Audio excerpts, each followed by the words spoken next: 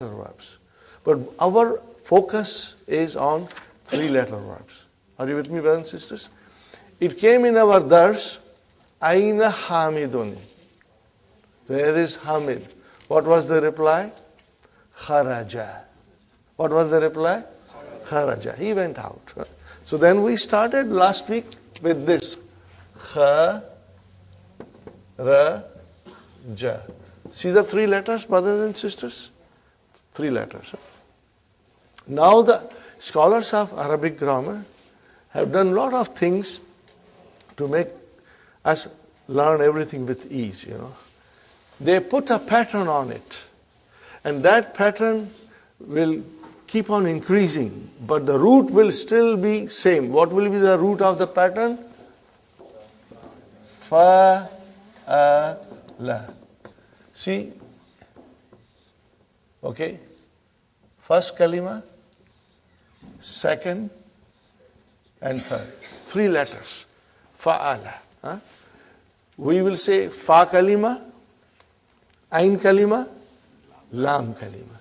In English, you will say first radical, second radical, and third radical. It's better that we should also understand the grammar from the Western scholars' point of view. And they use these terms. So if you will read some Arabic grammar books written by Western scholars, they will say first radical, second radical, third radical, which only means fa kalima, ain kalima, and lam kalima.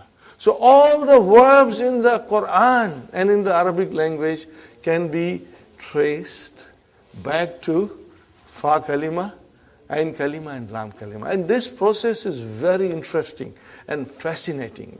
Inshallah, we'll learn slowly, and increase our knowledge. So, brother, kharaja. What is kha? Fa kalima. What is ra? Ain kalima. What is jim?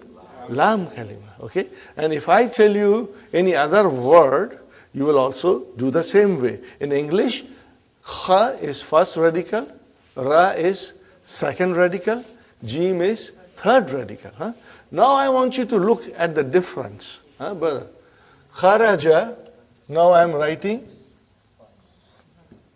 Zahaba, then I am writing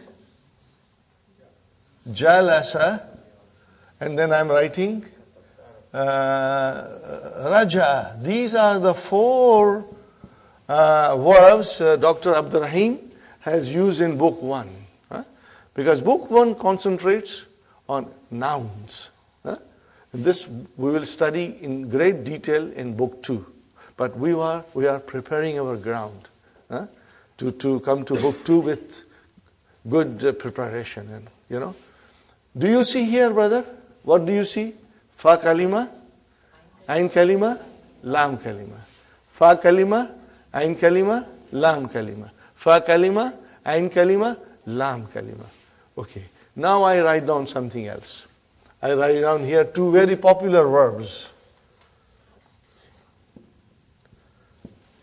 Samia, and then I am writing shariba. Okay, brothers and sisters? Samia. What is the meaning of Samia? He heard. Or he listened. Shariba. He drank. Okay? Fine.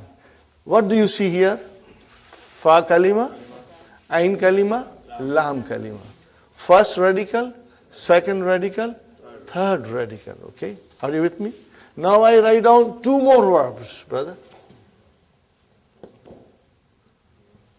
Karuma. And I'm writing another word here. Ba'uda. Okay? Fa kalima, ain kalima, lam kalima. First radical, second radical, third radical. Are you with me, brothers and sisters? Now, if you were to observe this, you will find something. And I told you last time that fa kalima in all of them has a fatah. And the lam kalima, all of them has a fatah. So that is the rule. All the verbs, the root, in the root form, fa kalima will always have a fatha. And lam kalima will always have a fatha. And what about ain kalima? Ain kalima can have these three vowel signs. It can have a fatha, it can have a kasra, and it can have a dhamma. So this we have to be very observant, For example, Samiya, see the ain kalima has a kasra. Shariba, ain kalima has a kasra. Karuma, ain kalima has a dhamma. Bauda, ain kalima has a dhamma. So watch for it, okay. Now, these verbs are called healthy verbs. What are they called? Healthy verbs. Al-fi'lu sahih.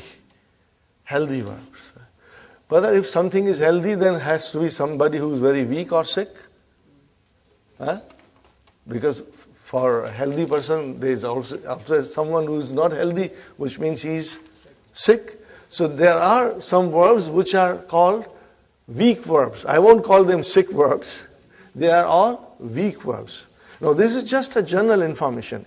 Any verb, brother and sister, whether it has fa kalima or ain kalima or lam kalima, if it has vav and ya, are you with me? If it has vav and ya, then it is a weak verb. What is it? It's called weak verb. Okay, this weak verbs, brothers and sisters, Dr. Saib Abdur Rahim, in his vision and farsightedness, has put them at the end of book 2. He has put them at the end of book 2. So we won't worry. So we will not be studying any verb which has got vav or ya in it till we come to the end of the book. In the meantime, we'll become stronger in our sahih verbs, in which verb there will be no vav, there will be no ya. There will be no vav. As you can see, I didn't put any with vav and ya. Okay? So keep that in mind. Vav and ya will make the verb weak. Okay? Now, having understood this, then last time we tried to conjugate. Do you remember conjugation? Did you have any difficulty in conjugation, Sister Salma? Abir? You were, Sister Naima? You were able to do it? Fatima? Inshallah.